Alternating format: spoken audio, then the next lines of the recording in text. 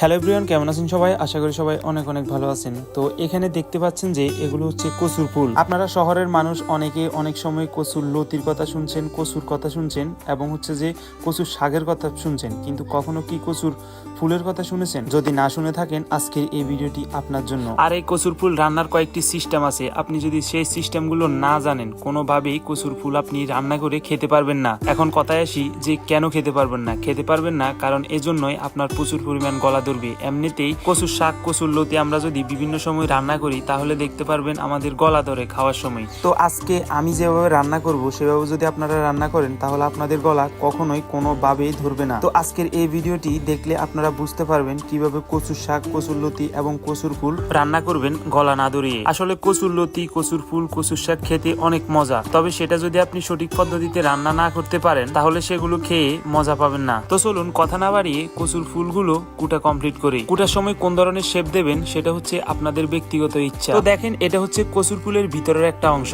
এটা আপনারা ভুলও কুটবেন না, এটা কুটলে কিন্তু কচুর ফুল খাওয়া দুষ্কর হয়ে পড়বে। কচুর ফুল কুটার সময় অবশ্যই খেয়াল করবেন বা লক্ষ্য করবেন এই অংশটি বাদ দেওয়ার কথা। কচুর শাক বলেন, কচুর ফুল বলেন, আপনারা যেটাই রান্না করেন অবশ্যই সর্বপ্রথম আপনাদেরকে সিদ্ধ ফেলে নিতে হবে। সিদ্ধ না ফেললে আপনারা এটা খেতে পারবেন না। এই জন্য এটা প্রচুর পরিমাণ গলা ধরবে আপনাদের। তো দেখেন, এখানে আমি পরিমাণ মতো পানি আর হচ্ছে যে কচুর শাকগুলো সিদ্ধ করার জন্য প্রস্তুত করে নিচ্ছি, আর অন্যদিকে উনুন ধরাই দিচ্ছি চুলাতে। আপনারা অনেক সময় আমার অনেক ভিডিওতে কমেন্ট করে থাকেন যে ভাই, আপনার রান্না বান্না যেখানে করেন এখানকার বিষয়গুলো যদি আর একটু উন্নত করেন সবচেয়ে ভালো হয়। দেখেন, আপনাদের কমেন্টের রিপ্লাই আজকের এই ভিডিওতে আমি আপনাদেরকে দিচ্ছি। দেখেন, আমার প্রত্যেকটা ভিডিও কিন্তু গ্রামীণ পদ্ধতিতে রান্না। যাই হোক, এখন হচ্ছে যে কচুর ফুলগুলো সিদ্ধ করে নিলাম, এবার হচ্ছে যে সিদ্ধ পানিগুলো ছেঁকে নিতে হবে। তো দেখেন কত সুন্দরভাবে সিদ্ধ হয়ে গেছে। সিদ্ধ যদি না করে নেন তাহলে এটা খেতে আপনাদের অনেক কষ্ট হবে, প্রচুর পরিমাণ গলা ধরবে। দেখেন পানিগুলো কেমন হয়ে গেছে। তবে কেউ আবার বলেন সিদ্ধ করার পর নাকি কচুর বেশিরভাগ ভিটামিনই চলে যায়। হ্যাঁ, এটা কিন্তু বাস্তব কথা, হালকা কিছু পরিমাণ ভিটামিন চলে যায়। যাই হোক, এখন হচ্ছে যে আমি ইসা মাছ দিয়ে রান্না করব কচুর ফুলগুলো, তাই এখানে রসুন আর হচ্ছে যে আদা বাটা এগুলো দিয়ে এরপর হচ্ছে যে ইসা মাছগুলো দিয়ে দিছি। ইসা মাছগুলো ভালোভাবে ভেজে নিতে হবে। তো আগে থেকে আমার ভাজা করা ছিল যাতে ইসা মাছে ভালোভাবে মশলা ঢুকে, এজন্য হচ্ছে যে আবারও ভাজি করে নিতেছি। তো এগুলো হালকা পরিমাণ ভাজা হয়ে গেছে, এখন দিয়ে দিব কচুর ফুলগুলো আমি দিয়ে দিছি। দেখেন, এরপর হচ্ছে যে এটা ভালোভাবে যে ইসা মাছগুলো আছে ওগুলোর সাথে মিক্স করে নিব। আপনারা যারা শহরের মানুষ আছেন বা শহরে বসবাস করেন তারা কিন্তু এই ধরনের কচুর ফুলগুলো পান না। যদিও কচুর শাক, কচুর লতি পেয়ে থাকেন, কিন্তু এই ধরনের কচুর ফুল একেবারে দুষ্কর শহরের মানুষদের জন্য। তাই বলছি, আপনারা যদি কখনো গ্রামে আসেন বা গ্রামে বেড়াইতে আসেন বা নিজের গ্রামের বাড়ি থাকে তাহলে এই রেসিপিটি গ্রামে আসলে একবার হলেও ট্রাই করবেন।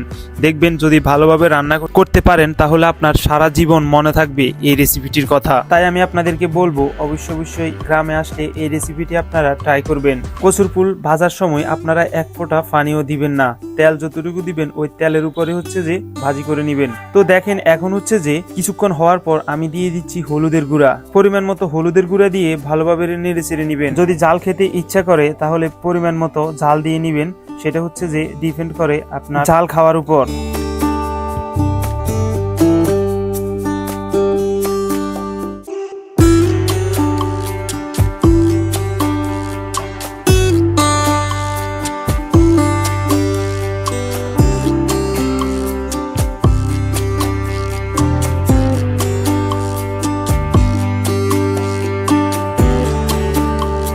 তো দেখেন, শাকগুলো টেনে আসছে, দেখেন হচ্ছে যে প্রায় হয়ে আসছে। তো এই অবস্থা হচ্ছে যে বেশি ভালোভাবে লাগতে হবে, কারণ হচ্ছে যে যদি না লাড়েন তাহলে কি হবে, নিচে দিয়ে লেগে পোড়া লেগে যাবে।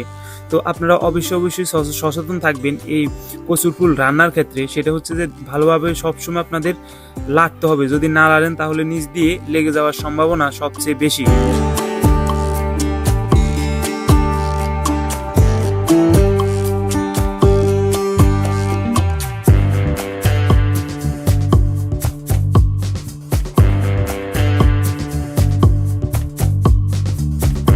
তো দেখেন আমার কচুর শাকটি রান্না হয়ে গেছে, কত সুন্দর একটা কালার আসছে।